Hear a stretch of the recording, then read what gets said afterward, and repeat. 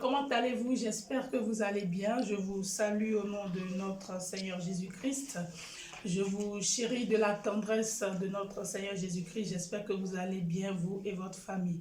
Mon nom est Nadia, servante de l'Éternel. Je viens encore ce matin t'encourager. Je viens t'exhorter. Je viens te mettre encore, oui, de l'énergie, afin que tu puisses encore te lever, afin que tu puisses savoir que c'est Jésus qui est le roi, afin que tu puisses savoir que sans Jésus dans ta vie, tu es perdu. Sans Dieu dans ta vie, tu n'es rien.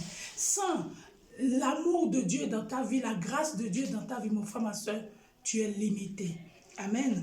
Dans le livre de 2 Chroniques, la parole nous dit, dans le livre de 2 Chroniques 15, à partir du premier verset jusqu'au verset 2, dans le verset 2, la parole nous dit, et Azaria alla au-devant d'Asa et lui dit, écoutez-moi, Asa et tout Juda et Benjamin, l'Éternel est avec vous quand vous êtes avec lui. Mon frère, ma soeur, quand dans ta vie, plus rien ne va, quand dans ta vie, tu es limité, quand dans ta vie, des problèmes sur des problèmes, tu ne sais pas ce qui se passe. Toi-même, tu sais qu'il te manque quelque chose. Toi-même, tu sais que tu t'es éloigné de Dieu. C'est vrai, les gens pensent aujourd'hui que sans Dieu, nous pouvons tout faire. Non, non, non, non, non, non, non. Mon frère, ma soeur, je te corrige. Sans Dieu, tu ne peux rien faire. Même les païens, même les athées, même les gens qui ne connaissent pas ce Dieu-là, ils pensent que c'est la nature. Ils pensent qu'ils peuvent tout par leur propre force. Non. Il y a même la nature que nous devons craindre, mes frères et sœurs. Sans Dieu dans ta vie, tu es rien. Tu dois reconnaître la place de ce Dieu-là.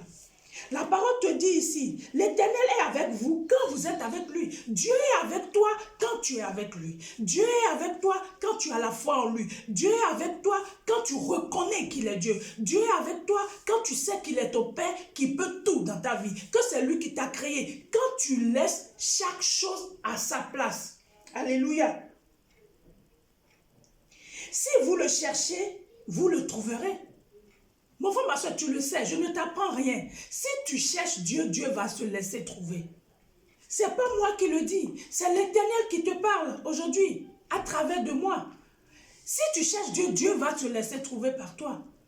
Ce que tu es en train de traverser, tout ce que tu recherches ardemment dans ton cœur, mon frère, ma soeur, accroche-toi à Dieu. Dieu peut tout, il sait tout et il peut toutes choses.